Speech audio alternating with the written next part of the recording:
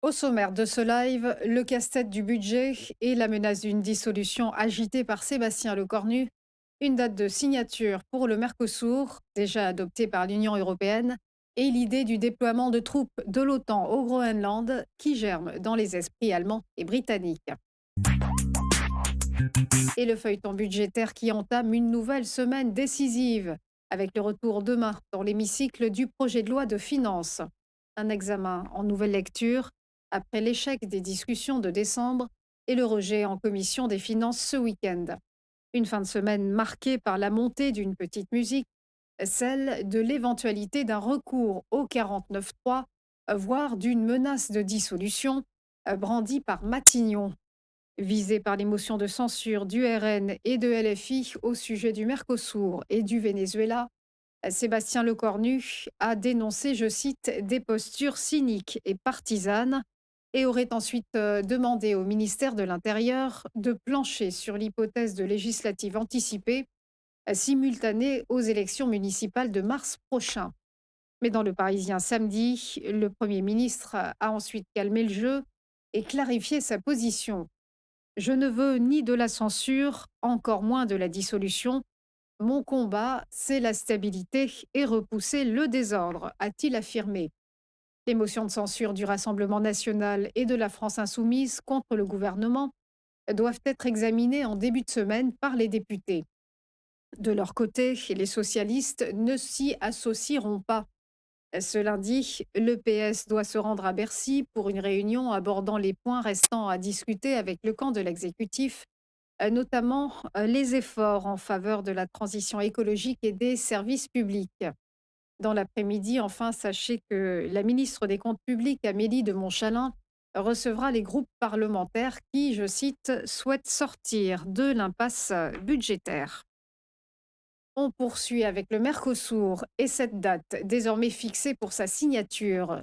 Ce sera le 17 janvier que cet accord de libre-échange entre l'Union européenne et le bloc sud-américain sera entériné.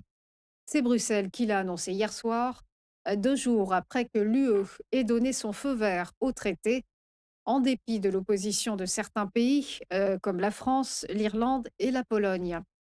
Samedi prochain au Paraguay, la présidente de la Commission européenne, Ursula von der Leyen, elle va donc mettre un terme à plus de 25 années de négociations dans le but et le soutien de l'économie du continent par la stimulation des exportations et le renforcement des liens diplomatiques.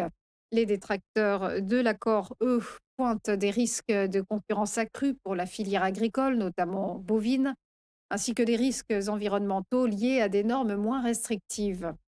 Ce n'est pas la fin de l'histoire, a commenté Emmanuel Macron, le chef de l'État plaçant désormais ses espoirs auprès d'un hypothétique rejet du Parlement européen ou bien d'un recours auprès de la Cour de justice de l'UE.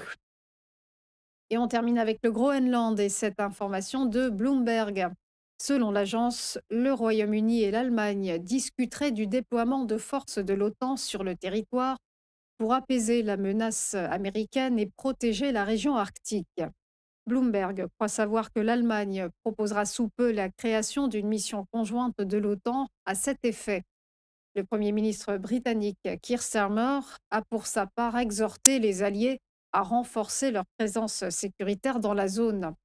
Convoité, vous le savez, par Donald Trump depuis de nombreuses années, le Groenland est l'objet de toutes les attentions depuis que le président des États-Unis a clairement formulé son désir d'invasion. Ce week-end, Jean-Noël Barrot a demandé aux Américains, je cite, de cesser leur chantage. Le ministre des Affaires étrangères a déclaré ne pas croire à une intervention militaire de la Maison-Blanche pour s'emparer du Groenland, pays, comme vous le savez, sous juridiction du Danemark et riche en ressources minières. Les Européens disposent de moyens très puissants pour défendre leurs intérêts, a ajouté le Quai d'Orsay. En outre, la France a annoncé hier l'ouverture imminente d'un consulat au Groenland, dans le but, dixit Catherine Vautrin, la ministre des Armées, de montrer le respect de l'autonomie groenlandaise. Passons au point bourse, le rappel de la clôture des marchés vendredi dernier avec des places européennes dans le vert, un vert très net avec ce nouveau record pour le CAC 40, 8 362 points. La cote parisienne s'est propulsée de 1,44% et a grimpé de 2,04% en bilan hebdomadaire. À Francfort, gain plus modeste pour le DAX qui s'est renforcé de 0,53%, terminant à 25 261 points. Et sur l'ensemble de la semaine, la cote allemande a bondi de 2,94%. À Londres, sommet historique aussi pour le FTSE qui a engrangé 0,8% et s'établit à 10 124 points. En rythme hebdomadaire, l'indice s'est étoffé de 1,74%. Direction Wall Street, où les indices ont terminé eux aussi en terrain très favorable.